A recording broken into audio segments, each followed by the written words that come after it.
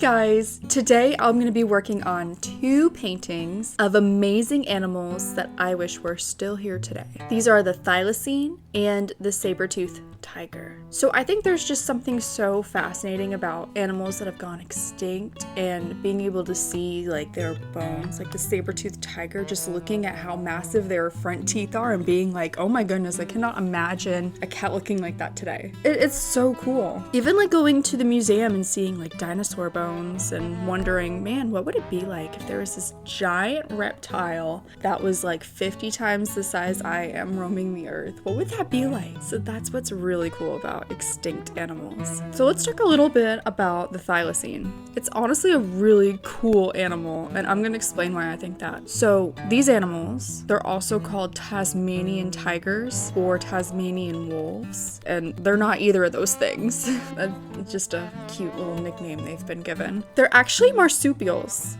believe it or not. And when you think of marsupials, you probably think of kangaroos or maybe koalas, maybe even opossums, but no, the Thylacine is a marsupial. And if you're not sure what a marsupial is, they have like a pouch. So if you think of a kangaroo, you know how they have a little pouch that they keep their young in, their joeys? Yeah, so marsupials have those, and the Thylacines do too, despite looking like an interesting wolf. They look like a wolf with like a kangaroo tail. That's how I would probably describe them. But yeah, Thylacines used to belong to this family of animals. It's crazy. And there used to be so many of these animals in Australia, New Guinea, and Tasmania. But when European settlers were introduced to the area, population started dwindling. It started going away really, really fast. And the reason why they were going away fast is because farmers in the area were thinking that Thylacines were hunting all of their livestock. So they were thinking that Thylacines were like sneaking into their farm, eating their chickens and eating their sheep. And so this caused a lot of panic because back in the day, they really relied on their livestock to survive. They didn't have grocery stores like we do today. This was in the early 1900s. So eventually the government over in Australia was like, hey, if you can kill any Thylacine you see and you bring it back, if you bring back an adult, we will give you $1 for each one that you bring. And back then, $1 was a lot of money. It was not like $1 today. It was a decent amount of money, especially for these farmers who didn't have a lot, especially for civilians who just needed the money. You know, it was an easy way to make a quick buck.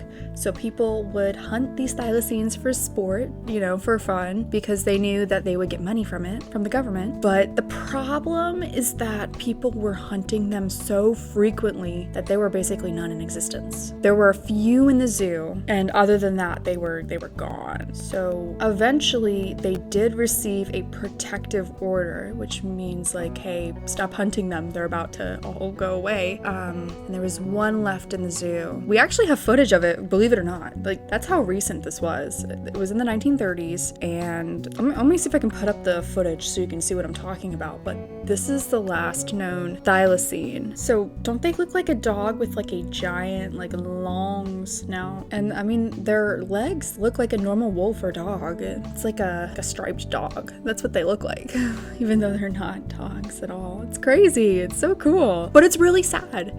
It's sad that they're gone, because once that one in the zoo ended up passing away, that was it. There haven't been any known sightings since then. I mean, people have speculated that they exist, but we don't have any definitive proof of any Thylacines being alive. People have like caught glimpses of something and been like, that might be a Thylacine. But honestly, 9 times out of 10, when I've seen videos of people saying, I saw a Thylacine out in the wild, it's been like a fox with mange, which can kind of look like a Thylacine from far away and really blurry. So they are probably all gone. As much as I wish that wasn't true, because I think they're such beautiful, incredible animals. But there's hope. There is hope that one day modern medicine, modern technology can bring them back. We have a fully preserved baby Thylacine, and scientists have been able to preserve and sequence their entire genome. So we have their DNA. We have this data. So one day in the future, when science has progressed enough, we might be able to bring them back. And I think that'd be really cool. So we'll see what happens. Maybe it'll happen in our lifetime. Maybe it won't. But it's kind of nice to think about. It's kind of interesting to think about. So then there's one other animal that I want to talk about, and that's the other painting that I'm making today. That is the Sabertooth tiger. Now, saber-toothed tigers are also called smilodons, which I think is such a cute name. Can you imagine a saber-toothed tiger smiling with those giant teeth? That's what I picture every time I see smilodon. So, smilodons went extinct much longer ago than the thylacine. See, the thylacines went extinct in the 1930s, whereas the saber-toothed tiger went extinct about 12,000 to 10,000 years ago, so quite a difference. And I think it's funny that people refer to them as saber-toothed tigers when they aren't even tigers at all. It's just like the thylacine, people referring to them as tigers. It's like, come on guys,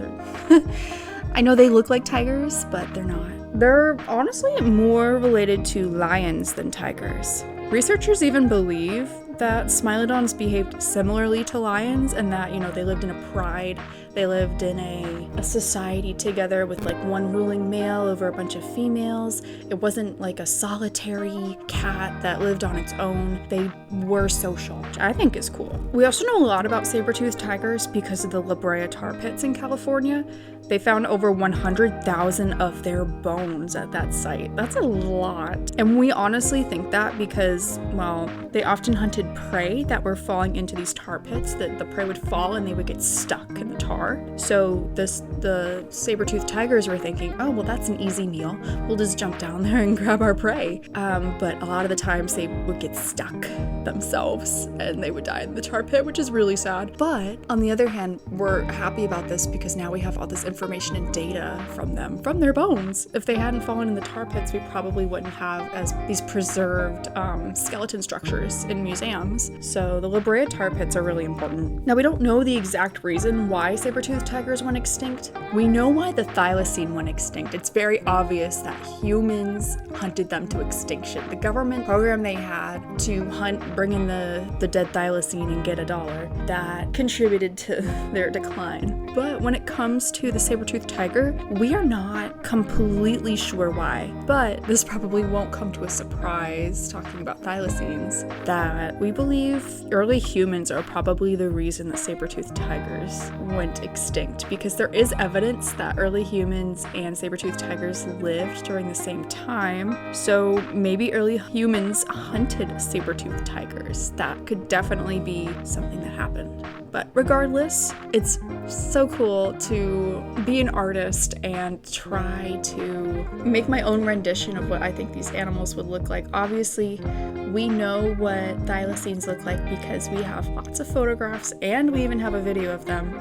But for saber-toothed tigers, we really don't know a lot about what they looked like externally. We assume that they're, covered in fur and they have like these short little tails, but we don't know what color they were. We assume they're like a dusty brownish color, but we don't know that for certain. It's just like the dinosaurs. We take our best educated guess at what they look like, and it's fun as an artist to try to imagine what we think they look like. What do you guys think? If you were to paint these extinct animals, would you imagine them looking the same way? Especially the saber-toothed tiger? And do you have a favorite extinct animal? Because these are my honest favorites, but there are so many animals we know about. I mean, I talked about dinosaurs, but think about like the dodo bird. That would have been a cool one to draw. What do you think? Well, I hope you guys learned something new in this video, and that'll do it for now. Bye, guys.